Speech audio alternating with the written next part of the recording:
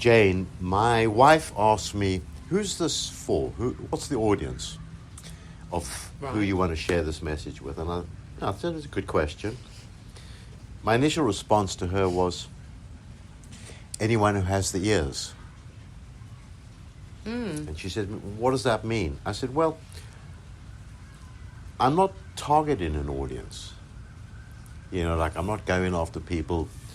Gen Z or the older generation. Or anything. I said, I'm just putting out stuff, and someone who resonates with some of it, i.e. they have the ears for it, they're ready for it, well, maybe get something from it. It's not like I'm trying to sell something. I'm not publishing something. I'm not selling anything. I'm putting it out there, and whatever will be, will be. Mm-hmm. And why do I say that now? Because I was thinking about that this morning, which is some of the main themes that I've talked about. On the surface of them, it's very easy to miss or skip by actually some of the main points. We've talked about the power of perception. We've talked about contrast. We talked about some disciplines. We've talked about a relationship we could have with when we understand that we're much more than just the physical body and the physical identity. What happens when I start contemplating or thinking about the fact that actually maybe I am of this universe, as opposed to just being in, this life I'm having right now. So I thought it may be useful to explore a little bit more, maybe do some recapping on some of that, to at this stage clarify maybe some ideas around that kind of stuff, because the contrast one's a very big one. What do you mean by contrast? What's your definition of contrast? Okay, so for this purpose, the definition of contrast is something taking place is causing pain in me, meaning thoughts, feelings, what we call negative emotions. I'm having a negative experience in relationship to something. It can be anything. Right. That's contrast. Right. So it's something, it's something that you want, or something that comes out, or something that you observe? We're not even there yet. Anything is happening. I could be walking down the road. Right, yes. Okay? Yeah. And I observe something, and it causes pain in me. Causes anger, upset, emotion, something that, all right. That's contrast. Because that actually is not the natural state of our being. Which is joy. Love and joy, peace. Yeah. Good stuff. So love and joy. So we come forward like that. We're born with that in us, innately in us, everyone. And then something happens and you experience contrast because it's not in alignment with love and joy and peace. Yes and no. Why? No, it's not so much about that. All right, let's look at an extreme. An extreme is when a child is young. In their early days, their whole survival is dependent, usually on some form of adult. If not their parents, someone else. Sure. Okay. Yeah. The whole sense of security, the whole sense of themselves and their well-being. So in the most extreme cases, when that is all taken away by abuse or by anything that rocks their world, they will experience immense contrast, immense fear. That is just part of the human consciousness, fear. They will experience immense, could be anger, grief, sadness, because their security, the basic security of the human being, threatened, and the non-physical being coming into the physical has been threatened and taken away. The gap starts getting bigger and bigger according to what kind of life someone is having. And obviously that will have an enormous impact on the personality the psyche and so on of people. But contrast is always telling us something. And what it is telling us something is that actually there is something I desire and I want. Because that's what that little being would be experiencing. They may not even be able to articulate it, but on some level they know they want something. Yeah. We, as we get older, are able to articulate it more. But it's always telling me the gap now between my aligning with the true source as opposed to what we are trained from a young age in every society, by the way. Every society on this planet shares some things in common. The belief that it is coming from outside of us. It's going to come from the physical, the form.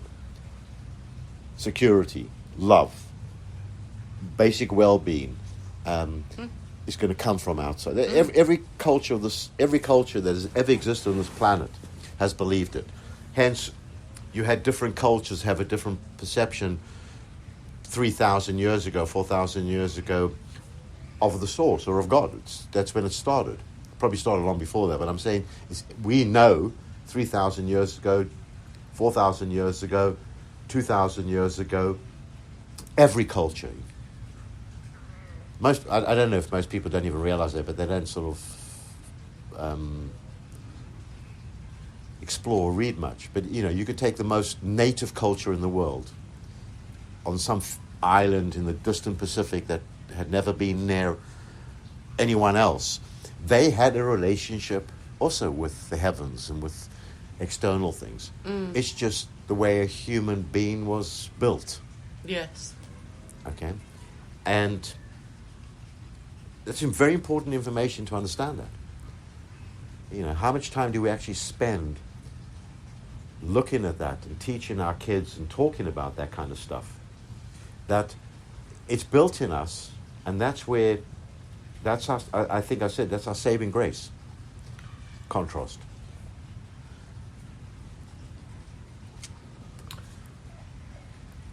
It's built in us to have. Is it built in us to have connection with God and built in us to have connection with contrast, both of those things? Probably, but if you look at it this way, it's actually built in us in a funny way because we all have an innate sense of a connection to our source. Yeah. It's there. Yeah. Obviously, it's become aberrated for most through what we've come to believe or perceive our source to be. Okay? Interestingly enough, how many people and how many religions encourage giving up desires for God? And yet, there are equally other well-learned masters and teachers who've understood that true desires come from the soul. I mean, that is a very interesting thing, isn't there? Because there were orders of nuns and monks who gave up. It's just made me question it just now as you're talking. Who gave up talking, for example. So they take a vow of silence and they only talk, I don't know, in certain circumstances or whatever. And I wonder whether that was not out of a thing of, talking's bad, but actually out of a thing of, I'll be able to get a closer connection with the source, with God, if I shut up. Do you know what I mean? Is that some of those, you've got to give those things up in order to feel closer to God, to quieten the human consciousness, the stream of human consciousness that would otherwise be going on about whatever it goes on about. Well, maybe. For example, because it's poverty, chastity, and what was the other one? The monks gave up poverty, chastity. They took on poverty, chastity. They didn't give it up. Sorry. No, Right, it's a very important distinction there. Okay. Well, you know what? I don't want to judge why they did it. I believe more of it was misguided information. Yeah. Because some of these people became incredibly miserable and mean. Yeah. Okay, that's what many schools through the colonial days and that were built on. Abusing kids, slapping them until they stopped having making any noise at yeah. all. Well, I'm sorry, that has nothing to Yeah, do that with has God as far as nothing I'm to do with concerned. God, Okay, no. but I can No. understand how someone came to that conclusion, but it was an erroneous conclusion. For me, it wasn't. I It, agree. it, it wasn't worth. Now, that doesn't mean to say there are practices that are important. We've talked about the practice of just being an observer to what's going on inside me. The thing that most people don't want to do. Most people do not want to confront what's going on inside. They want to confront what's going on outside. They want to change what's going on outside. They want to fix others. So the notion of connection. You see, the one thing we all have, in my opinion, is we're all connected to Source, but we have vastly different journeys. Everyone's is unique. But what we've tried to do is, because there's always been talk about this connectivity between people, is we're now trying to make everyone think and feel the same instead of understanding, actually, that's not what it means. In other words, in one respect, Jane, the only thing you and I have in common is we come from the same source. Your journey and my journey are not, in that sense, the same. Okay? The only connection between us is when we're sitting together, we're both an extension of Source. And if we can remember that, then we can interact with each other very differently. I can remember that my place is not to judge your life, and your place is not to judge my life. And then you may say, well, so what happens if we really walk in on two different paths that cause conflict? They only cause conflict when judgment comes in. They only cause conflict when Correct. I start deciding that I know better than you what's good for you. They don't cause conflict otherwise. That's right. So, that's something that is forgotten for the most part by most people. We're always passing laws to try and control what people do and don't do. They're coming out now with laws where they're wanting to control thoughts, things you say. Yeah. Okay? And it's very interesting, because the thing I get humor of observing is the more man passes laws, the more those laws end up betraying society and culture. Okay? Say more about that. Well, Because I why don't want to go betray? too much into detail, but I was just looking at something that's becoming very common in different parts of the world right now, where there are some people who everyone knows are dramatically abusing or manipulating or hurting others. Rape, child abuse, slave stuff. There are people that they know are doing this. They can tell you their name. They can tell you what they look like. Yeah. But the laws are making it so that they can't actually convict them for whatever reason. Okay? Yeah. There's an incredible That's insane. irony to that. So in other words, these are the same people who will tell you, our same leaders who will tell you, oh, and of course we're interested in you. We want to make the life safe for you. And then they will judge what another country or another people are doing who do complete extreme. Possibly they may take those people out and shoot them straight away. Which one is actually making it safer for kids?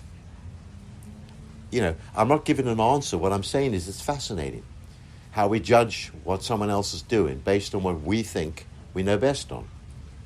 Okay? So you're saying that it would take it back to the individual level. You and I are on different paths just because we are different. And that's fine.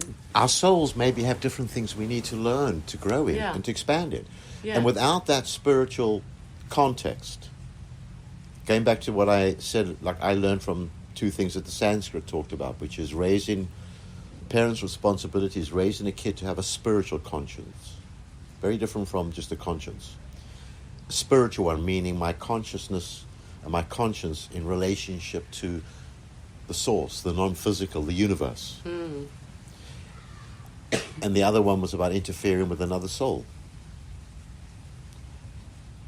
You see, what I've always, not always, but for a long time found fascinating and more so recently is the way we operate on a day-to-day level, I do it, and everyone I have ever met does this. We operate within a delusionary state within ourselves, meaning our perception of what we say we want and who we think we are and how we live our life is mostly distorted and at best a fantasy. And we still believe that there is the reason we're not getting what we want, or we are creating what we don't want, is something to do with something outside of ourselves. Most people actually do believe it. They actually believe their intentions are good, and I'm a good person, and I'm generally a positive person. I'm generally this, and I'm generally that. Well, that's so. What we're all saying, and I've lived my life like this for a long time, is that the universe is as screwed up as we are, as opposed to understanding the physics of vibration, which, again, Einstein tried to teach man about. And there have been others. I believe Jesus did. I believe in his own way Buddha did. I believe Moses did. And there have probably been others, philosophers, who actually got it, and they tried to explain it. And they used metaphors of their time and language of their time and put it into context, but it was all about vibration, all about energy. And we couldn't hear it. We didn't have ears for it. So what we did is we turned it into something else. But that was really good for controlling each other. Because that's what we've always wanted to do, is control each other. And it's understandable why we want to control each other, because we all come from a place of believing that if everyone else did what I wanted, it would work. Be great. Yeah. And, it's when you kind of start seeing that in yourself, I think that's where healing and freedom can take place. And healing is an important one for a lot of people who have mental issues. If you want to call it depression or anything else, it is always down to the fact that within their perception, within their energy field, there's a distortion of the reality of this universe and what's going on. And no matter what else we do, we will not heal it. We could numb it, we can medicate it, we can control it, but there will be no healing taking place within that. In other words, I will not experience what is possible through those methodologies. Now, that just is what it is. So when you're talking about vibration, and when you were talking about Einstein and those things, and you were saying that a lot of people, everybody lives their life thinking or a lot of people do, I've got good intent, I'm doing this, I'm doing that, and things should be working out, but it's just the luck of the draw that I'm in this situation, and it's because of that, it's the economic climate and the current war and this and that means that I'm not getting what I want. Right. Rather than understanding, it's all about vibration. Yeah. It's all about vibration, and that's what Einstein was talking. So when Einstein was talking about vibration, this is like the pulsing. It's like the pulsing of energy through life, and energy comes through. It's not like life as in a plant. A little plant grows with cells going on and taking in nutrients and photosynthesizing and all that. But it also like has the energy behind. Correct, that. but it also has every beast, every bit of life on this planet comes from the source, the same vibration we do. They just manifest it differently. And nature is a beautiful teacher of us about birth, death, reincarnation. Birth, death, reincarnation. Nature does it unbelievably for us, but we just don't pay any attention to it because we are so wrapped up in our own personal little identities. I think I shared with you, I'm still dealing with this on a day-to-day basis where, this morning I was going in my prayer and meditation, and I'm observing some of the really strong-rooted beliefs I still have, feelings, thoughts, sensations in my body in relationship to certain things. And I asked God for help. Right. And I've had immense help in my life. I know that. I've been bailed out many times from my stupidity. Okay? Everything good that's happened in my life, I'm very clear now, has been in spite of myself and my decisions and my thinking. I'm really clear on that. Every good thing that's happened to me. Doesn't mean But that... wouldn't you say though that, going back to what you were just saying about it's about vibration, wouldn't you say though that all the things that have happened in your life and you've created in your life is a reflection of you and your vibration? Correct, but I never understood that. You see, that was the point. What I didn't understand is that we come from pure vibration. We are pure vibration, non-physical vibration. Everyone is born as pure. The vibration is pure. Everyone starts equal. Right. But our lives are different. Some people come here for different lessons. And this is what I don't know, maybe people can't hear that.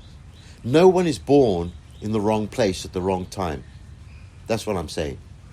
Every single place that every one of us is born into is perfect. We created that. Yeah. Yeah. Okay. So everything that's good has happened in my life is a reflection of my vibration. And that's why I'm saying it happened in spite of me, because if I was left to my own perception and some of my own devices, I would have messed that up. And I have messed some stuff up along the way. And made decisions based on erroneous understanding of spiritual law, universal law, that caused me pain, and then I got bailed out. But you must have been having some good vibration there in order to be bailed out. Thank God we're all porous, by the way. Thank God everyone here is porous. Otherwise you wouldn't live more than one day. Seriously. If we weren't porous, you'd be porous, born. What do you mean? Meaning, in spite of the insanity of what's going on in the human energy field, spirit comes through us, because we are spiritual beings. Okay. This is the thing that, it would be amazing if people really got this. So yes, and you've said this. You said this before when you said that I can't remember in conversation here or in other conversations where you've said that the source was trying to help you and did help you, and you just didn't even see it. Correct. And if you look at, I think we've talked about how perception is so important, because that's where miracles take place. So for example, someone could be born in awful circumstances, and they've got siblings, and they've got brothers and sisters, and they've got people in the neighborhood. They've all got awful circumstances. And then they wonder why that person ends up having completely different life from the others and ends up somewhere else. Guaranteed at some point there was something in that person's perception of what was going on, in relationship with what was going on, and themselves. And they, somewhere along the line, opened up to the fact that I don't have to live this path, this journey. But I can tell you now, they did not do it alone on the basis of blaming, resentment, and negative emotion. They had contrast. And the contrast created in them a desire to get the hell out of there. And then they aligned with that desire. They got motivated, they got passionate about it, they got committed to it. And when they hit obstacles, they carried on. That's what I'm talking about. But what happens is, to many of us in life, we have desires. We want things. And for whatever reason, it could be our parents tell us you can't have that, society says you can't have that, religion says you can't have that. We give it up. Or we go for it. Parents can say, of course you can be whatever you want to be. And then what happens is we go out to do it and we hit hurdles, because it ain't always that easy. And then what comes up in us, I can't do it, it's not fair, it's not good enough, and I give up. Okay? So, for me, contrast, another way of calling it is adversity. All right? It's essential. So I remember sitting down with my two boys, and I said to them one day, look, I'm sorry you guys were born, to a certain extent, in a relatively affluent, easy life. Because you're not going to have the same level of adversity or contrast as some kid born in a ghetto or somewhere else in the world where life sucks. And some of these guys reach becoming great artists, great sportsmen, great this and great that. And then when they got over their reaction to all of that in relationship to their desires, I said, but there's good news. You could choose to realize you can walk the same path of how do I deal with the adversity of the desires I have. So life will give you contrast and adversity. You see, and a lot of people don't understand this, I believe, because I look at the evidence of it. People think the answer to if you're born in rough circumstances is, well, if I was born in another neighborhood, if I was born in this place or that place, I wouldn't have that problem. And then they do chase what they see those people having, and it's usually related to money and form and things. And we know so many people create it, but nothing really changes. They just end up. That's right. They end up still being miserable in their lives, or end up being destructive, or end up doing damage, or end up doing something, because it's never about the form. I know so many kids who have been raised in, incredibly privileged, affluent things. All right, and I'm talking about. I've been around over 60 years. I grew up with some of them, let alone the ones today. And it's fascinating to see what they've done with it. So their challenge was quite a big challenge. Mm. But someone doesn't see it when they are... When they haven't got that correct. challenge. Because people think, oh, I wish I'd got your problem. Yeah, what am I... Yeah, but that's the point. We've all got our own... And it's not a mistake, because when a kid today is completely entitled, is abusing everything they've been given. They're rude, they're entitled, they're arrogant. Believe you me, there's going to be numerous lifetimes they're going to have to get a chance to deal with that one. Okay? That's where there's perfect justice in this universe, because the soul needs to learn its lesson. It needs to grow. It's not punishment, it's just vibration. I get disconnected from my source, and it gets harder to get back to it. The physical life is very difficult for a lot of people. More difficult than it is for some. There are some beings, I believe, who come in here that actually cannot handle it. There are some who probably can't handle it. It's just people who are overly sensitive to contrast will find it very difficult to handle. Really difficult, okay? People who, in a funny way, are more disconnected handle it a lot better. That's not a blessing. It's just the way it is. I remember when I was first introduced to the ideas of having something to do with what was going on in my life.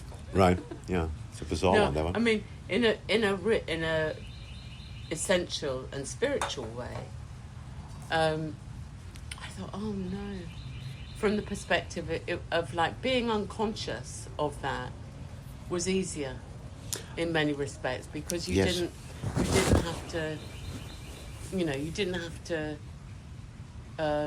tussle with it. I know, but it's only easy short term.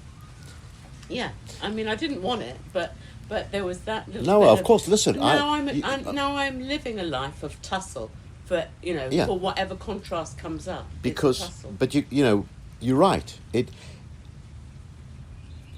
But what if it's true? What if, actually, the great master's message that this is not it?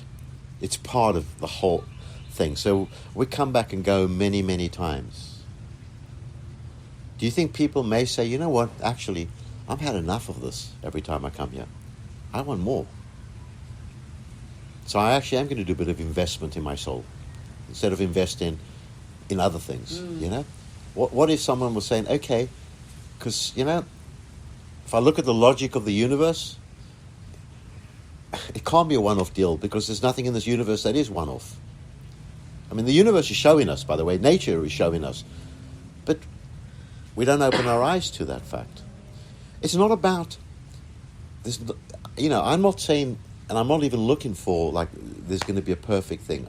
What you asked me, I said, for me, I just wanted to have more peace in my life. I wanted to have more joy in my life, more real love.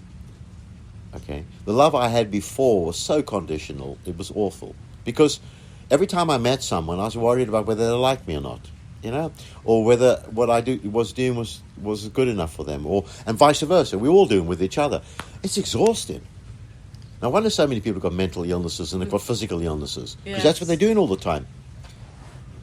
The very few people who are walking this planet looking inside and saying, my reference point has to be within myself. I get to decide whether I'm okay with it or not. That's the level of selfishness we talked about that's required. Mm. And there are a lot of people, by the way, who are walking that journey in the unhealthy selfishness. This is what I want, and you're going to do what I want. And so are others. Lots of those people, that's not what we're talking about. No. They walk in the complete human ego, self-centered, but in the name of a lot of things, by the way. They're selling their care for people. All right, or they want to help people. And of course, majority of people buy it. That's why they do well. Mm. Because the majority of people are living within that energy field, and they're not even looking at it. They don't look at themselves and say, wow, look how much I believe the nonsense I believe. This morning I sat there for an hour observing just how much I still believe that stuff, and at the same time I'm asking God to help me, and I'm thinking, it's really funny, and I was giggling because I thought, this is how insane you are. I'm the one who's believing these things that I'm feeling and experiencing, and I'm asking for God's help. So I kind of got this feeling back, which is, so what is it you want God to do? I'd like God to take it away. Okay, and it's like, come on, AJ, you're mad. All right? How can God take your free will away? How can God do that? God's the source of life, which we are all, in my opinion, we're all an extension of it. So I had to keep considering, okay, just observe how much I believe this and trust who I really am. Don't do anything about it. Don't try to fix this. Can't. Right now, I'm not in a position to fix that belief that I was having. All I've got to do is just observe it with the knowing that it ain't real. It's temporary. In the state I'm in right now in this body, it's not who I am, and it is not of God, because it's not of love and well-being and flourishing. It's causing me pain. Just be with it. Let it be and see what happens. Trust enough. Mm. And that ain't easy.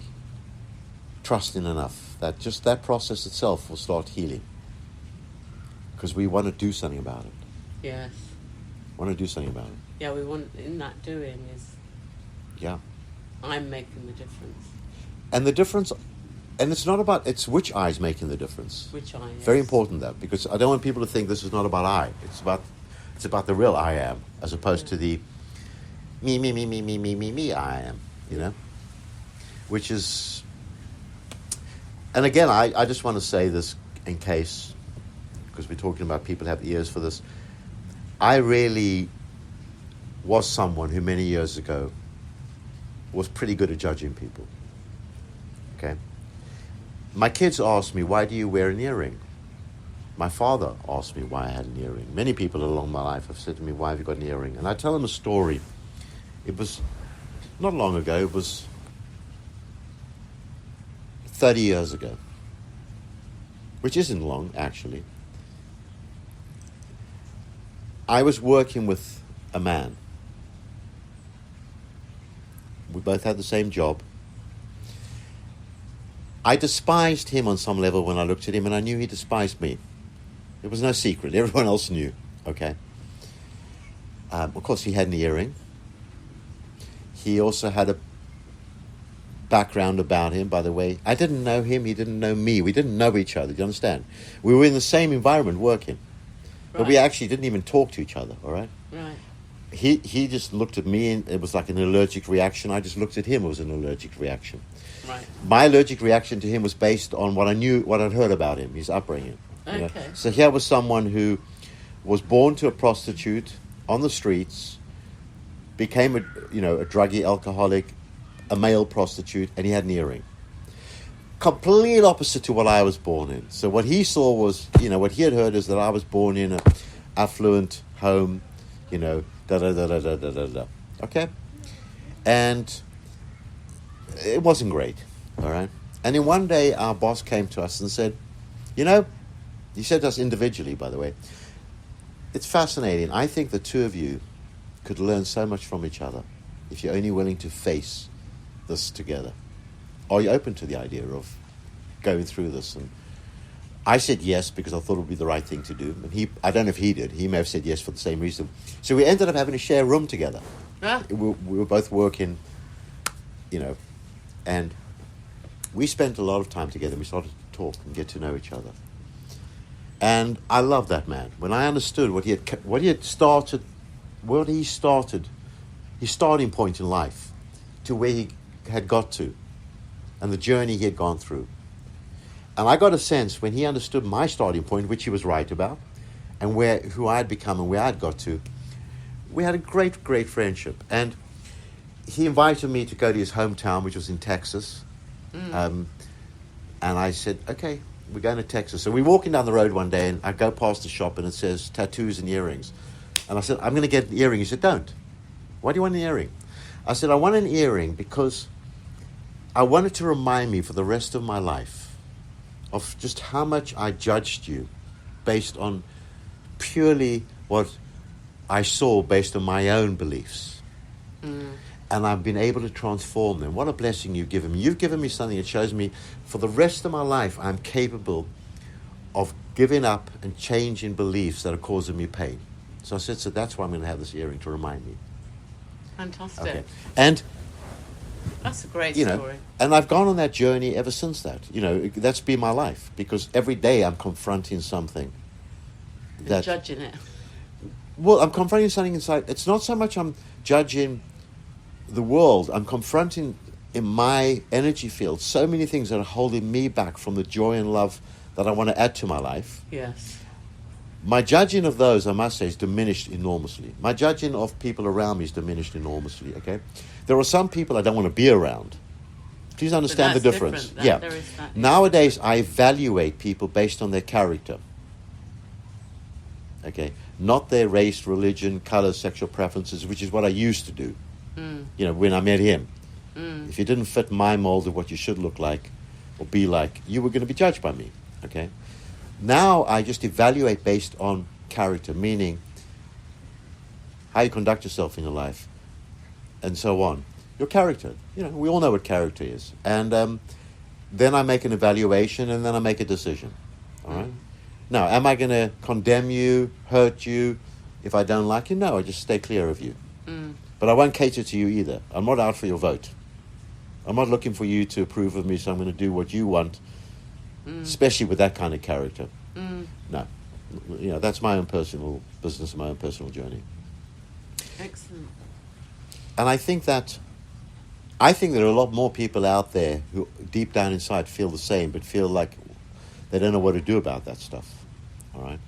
And that's what I mean by I think there are some people out there with the ears to hear some of the stuff. And if they do, great, I agree. Jane, as always, it's a privilege to be around you.